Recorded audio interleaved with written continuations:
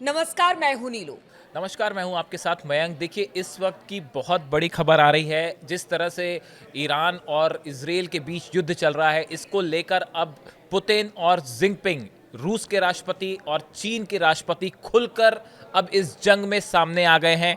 बताया जा रहा है कि शी जिनपिंग की पुतिन से फ़ोन पर लंबी बातचीत हुई है और उन्होंने ईरान और इजरायल के इस युद्ध के बाद जो हालात बने हैं उसको लेकर विस्तार से चर्चा की है। देखिए, कहा यह भी जा रहा है कि अगर अमेरिका की इस पूरे युद्ध में एंट्री होती है, अगर अमेरिका की तरफ से ईरान पर हमला होता है, जिसके संकेत अब मिलने लगे हैं, जिस तरह से अमेरिका ने अपने फाइटर जेट्स मिडिल ईस्ट में तैनात कर दिए हैं, ईरान के चारों तरफ बड़ी संख्या में अमेरिकन सोल्जर्स अब मौजूद हैं, फाइटर जेट्स हैं और वॉरशिप्स हैं, उसको देखते हुए ये अंदेशा जताया जा रहा है कि हो सकता है अमेरिका भी हमला करे ईरान पे। अगर ऐसा होता है तो इन हालात में रूस को और चीन को क्या करना होगा, इसके बारे में एक विस्तार से प्लान तैयार हो गया है जिनपिंग और पुतिन के बीच में। देखिए, इस मुलाकात के बाद रूस की जो विदेश मंत्रालय की प्रवक्ता है, उनकी तरफ से जो बयान सामने आया है वे बहुत उस पर ध्यान दीजिए, ध्यान से सुनिए। ये बहुत बड़ा बयान रूस की तरफ से सामने आया है। रूस की तरफ से यह कहा गया है, उनकी विदेश मंत्रालय की प्रवक्ता ने कहा है कि देखिए, जिस तरह से ईरान के न्यूक्लियर सेंटर्स पर हमला हुआ, वो ऐसा लगता है कि दुनिया जो है तबाही से सिर्फ कुछ मिलीमीटर दूर है। रूस ने ईरान पर हमले की सख्त निंदा की है। रूस का कहना है कि यह यूएन चार्टर के खिलाफ था, जिस तरह से ईरान पर हमला किया गया। इसके साथ ही रूस की तरफ से एक बड़ी वार्निंग दी गई है अमेरिका को। रूस की तरफ से कहा गया है अमेरिका से कि आप इस युद्ध में सीधे शामिल ना हो। ये रूस की तरफ से कहा गया है और ये पुतिन और जिनपिंग की जो फोन पर बात हुई है, इसके बाद ये बयान रूस की तरफ से सामने आया है कि उन्होंने अमेरिका से ये कहा है कि आप इस युद्ध में सीधा हस्तक्षेप ना करें, इस युद्ध से दूर रहें, वरना इसके बहुत बुरे परिणाम हो सकते हैं। तो देखिए, इसे ये माना जा रहा है कि ये रूस और चीन की तरफ से एक बड़ी वार्निंग दे दी गई है कि अगर इसमें अमेरिका की एंट्री होती है तो यहां से एक बड़े युद्ध की शुरुआत हो सकती है। दूसरी तरफ एक और ये बड़ी खबर आ रही है कि अब्बास अराक्ची जो विदेश मंत्री हैं ईरान के, वो कल यूरोप जा रहे हैं, जिनेवा जा रहे हैं। जिनेवा में ये यूरोपियन यूनियन के जो बड़े नेता हैं, यूरोपियन कंट्रीज के बड़े नेता हैं, इनसे इनकी मुलाकात होगी और ये पूरे युद्ध के बारे में चर्चा होगी। तो देखिए, अब एक प्रकार से जैसे ईरान के हमले बढ़ गए हैं इजरायल पे, उसके बाद जो है अब अगले 48 घंटे बेहद अहम होने वाले हैं, जिसमें यह साफ हो जाएगा कि क्या अमेरिका ईरान पर हमला करने जा रहा है। और ऐसे में रूस और चीन, अब अगर हमला अमेरिका से होता है तो इनका क्या रुख होगा। मयंक, बताया जा रहा है कि एक बार फिर से ईरान ने इजरायल पर बड़ा हमला किया बड़ा है। हमला किया, बिल्कुल। और कहां पर ये हमले हुए हैं? जल्दी देखिए, से ये अपडेट आज दीजिए। का जो लेटेस्ट अपडेट है, अब से थोड़ी देर पहले ईरान की तरफ से 30 बैलिस्टिक मिसाइल्स फायर की गई हैं इजरायल के ऊपर, जिसमें अब ये भी खबरें आने लगी हैं कि उनमें से 7 मिसाइल को ही इजरायल रोक पाया है। मतलब आप सोचिए, आप रेशो लगाइए कि 30 मिसाइल ईरान फायर कर रहा है, हाँ। उसमें से सिर्फ 7 मिसाइल ऐसी हैं जिसको आयरन डोम या उनका एरो जो सिस्टम है वो रोक पाया है। यानी अगर आप माने तो अगर 7 मिसाइल्स आप हटा देते हैं तो 23 मिसाइल्स आज जो है वो सुबह इजरायल के ऊपर गिरी हैं। तो अब कुल मिला के देखिए, मामला ये है, जैसा हमने अपने पिछले वीडियो में हमने जिसकी बात की थी कि इजरायल का जो डिफेंस सिस्टम है अब वो एक्सपोज हो गया है, वो इनको नहीं रोक पा रहा। और जो अब लेटेस्ट हमले हुए हैं, एक तो तेल अवीव में बड़ी भारी तबाही है, इसकी तस्वीरें अब सोशल मीडिया में सब तरफ बाहर आनी शुरू हो गई हैं। जबरदस्त हमले हो रहे हैं तेल अवीव के ऊपर। इसके अलावा बिरशोबा इलाके में जो है, यहाँ पे बताया जा रहा है कि 4 मिसाइल्स ईरान की गिरी हैं। इसके अलावा रमतगान इलाका है, ये यहाँ पे भी जो है ईरान ने बड़ा हमला किया है। और होलोन इलाका है, यहाँ पे 5 से ज़्यादा मिसाइल्स गिरने की खबरें आ रही हैं।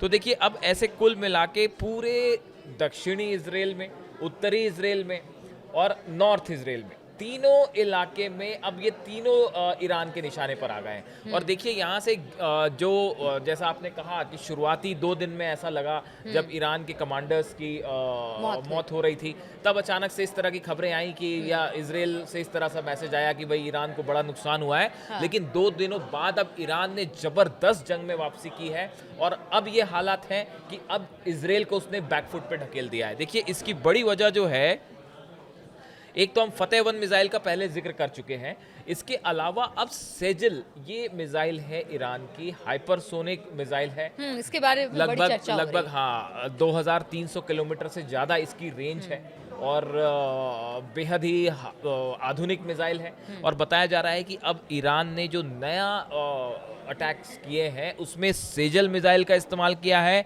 और ऐसा भी कहा जा रहा है, कुछ एक्सपर्ट बता रहे हैं कि जो मिसाइल अटैक है उसमें खुर्रम शहर 4 मिसाइल भी हो सकती है। अब देखिए अब ईरान अपनी असली मिसाइल्स जो उसकी हैं स्टॉक, अब वो उससे हमले करने शुरू किए हैं, जिसका नतीजा ये है कि इजराइल को बड़ा नुकसान हो रहा है। अब देखिए इस पूरे मामले में जिस तरह से कल बयान आए, पहले तो सुप्रीम लीडर जो है अली खामेनी, इनकी तरफ से जो बात कही गई, इन्होंने कहा कि ज़ियोनी शासन ने एक बड़ी गलती की है जिसका हम जवाब ताकत से देंगे। हमारे शहीदों के खून का बदला लिए बिना हम नहीं रुकेंगे।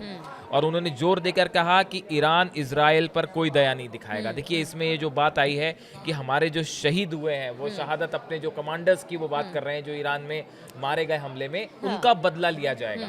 तो अब एक प्रकार से ईरान में जबरदस्त गुस्सा देखने को मिल रहा है। ईरान में जबरदस्त गुस्सा है। इजराइल के जो नेता हैं नेतन्याहू, वो अपनी बात रख रहे हैं, वो एक तरह से प्रेशर बनाने की कोशिश ईरान की तरफ से, ट्रंप प्रेशर बनाने की कोशिश।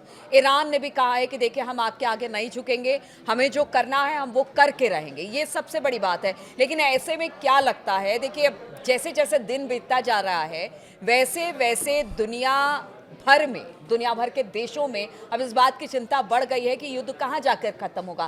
क्या किसी तरह से कोई शांति की बातचीत होगी?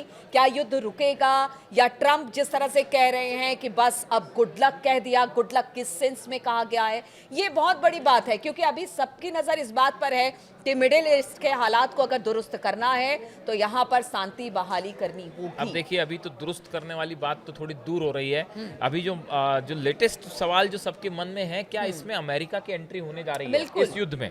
अब देखिए अगर आप देखें तो मिडिल ईस्ट की अगर हम बात करें या पूरे अरब क्षेत्र की बात करें, इसमें 60 अमेरिका के मिलिट्री बेसेस हैं, जो बड़े बेसेस हैं। तुर्की में है, सीरिया में है, जॉर्डन में है, मिस्र में है, इराक में है, कुवैत में है, बहरीन, सऊदी अरब, कतर, यूएई और ओमान।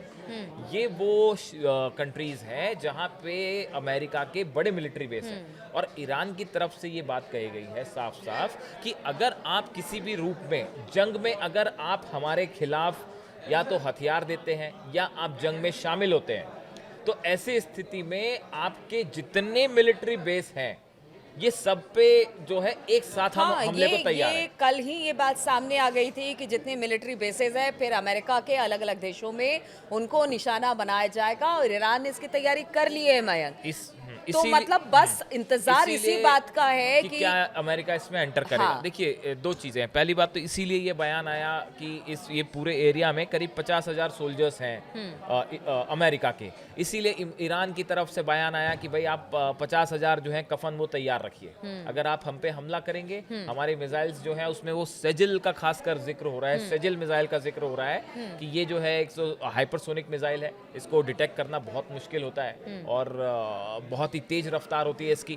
तो इसको लेके और दूसरी एक बड़ी जो बात निकल के सामने आई है, जो इजराइल में नुकसान हो रहा है, उसकी एक बड़ी वजह ये भी है नीलू कि ये जो मिसाइल्स अब फायर हो रही हैं उसमें सेजिल जो मिसाइल है या फतेह 2 मिसाइल है, ये ऐसे मिसाइल्स हैं जिनका जो वॉरहेड है या जो मिसाइल है ये अपना रास्ता चेंज कर सकती है। हाँ, ये सामने से देखिए, मान लीजिए ईरान ने, इस बात को समझिए आसान भाषा में समझिए कि ईरान ने मान लीजिए अपनी एक मिसाइल फायर की, इजराइल का जो डिफेंस सिस्टम है उसने उसको हवा में तबाह करने के लिए एरो से या उनका आयरन डोम से कोई मिसाइल फायर की, तो ये ईरान की जो हाइपरसोनिक मिसाइल्स हैं जो अब फायर हो रही हैं, ये सामने से आने वाले जो मिसाइल है उसको चकमा दे सकती है और अपना रूट चेंज कर सकती है। ये बड़ी वजह है कि इजराइल का जो डिफेंस सिस्टम है वो ईरान की इस आधुनिक मिसाइल्स के सामने फेल हो रहा है। अब देखिए, जहां तक अमेरिका की जो बात हम कर रहे थे, अगर अमेरिका की इसमें एंट्री होती है, देखिए इसमें दो तीन चीज़ें हैं।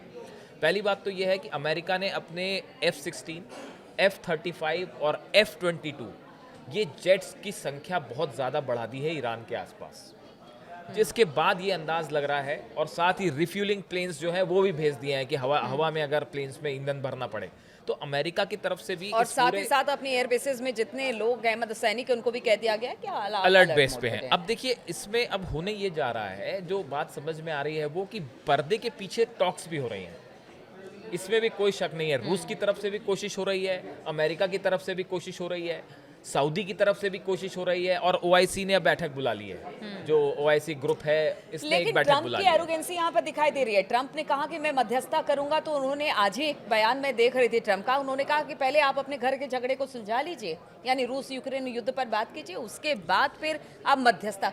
तो ये एरोगेंसी भी ट्रंप की दिख रही है। देखिए, अब क्या अब चाहते हैं अब ट्रंप? अब देखिए, कुल मिला के स्थिति ये है कि अब इजराइल को जो सेटबैक हुए हैं नए, उसके बाद एक नई चर्चा शुरू हो गई है, जो कि एक्सपर्ट्स बात कर रहे हैं और बड़े दबे छुपे शब्दों में अभी इसकी बात हो रही है।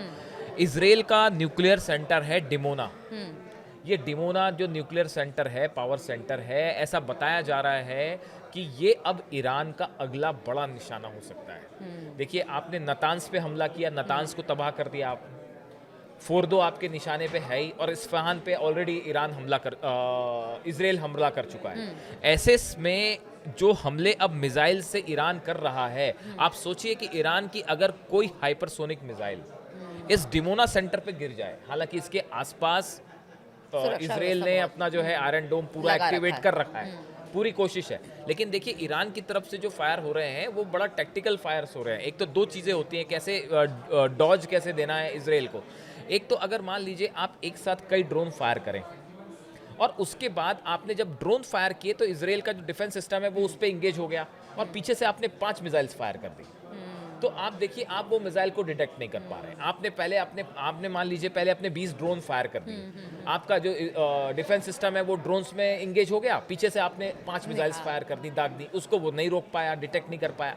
तो ऐसे जो है ईरान अब बड़े टैक्टिकल तरीके से हमले कर रहा है इजराइल के ऊपर, और बताया ये भी जा रहा है कि एक मैन टू मैन मार्किंग भी शुरू हो गई है, कि जिस तरह से ईरान के कमांडर्स पे निशाना साधा गया, वैसे ही एक लिस्ट तैयार है ईरान के पास इजराइल के नेताओं की या इजराइल के कमांडर्स की, बिल्कुल। उन पे भी हमला हो तो सकता है। पहले दिन से देखिए, हम देख रहे हैं कि इजराइल ने ईरान पर जिस तरह से हमला किया, ठीक उसी की तरह जवाब ईरान ने भी इजराइल को दिया। अब एक एक दिन करके बीतता चला जा रहा है, और दुनिया भर में खास तौर पर मिडिल ईस्ट में इस वक्त हालात बेहतर नहीं है, और दुनिया भर में इस स्थिति को लेकर चिंता बनी हुई है। इसलिए बात ये हो रही है कि यहीं पर इस युद्ध को खत्म किया जाए, लेकिन जिस तरह से वार पलटवार इजराइल और ईरान की तरफ से किया जा रहा है, वैसे लगता नहीं, और खास तौर पर ट्रंप के बयानबाजी के बाद तो ये बिल्कुल नहीं लगता कि अभी हालात दुरुस्त होने वाले हैं। इन तमाम बातों पर हमारी नजर लगातार बनी रहेगी, हम तमाम अपडेट्स आप तक पहुंचाते रहेंगे। फिलहाल बहुत बहुत शुक्रिया हमारे साथ इस चर्चा में शामिल होने के लिए।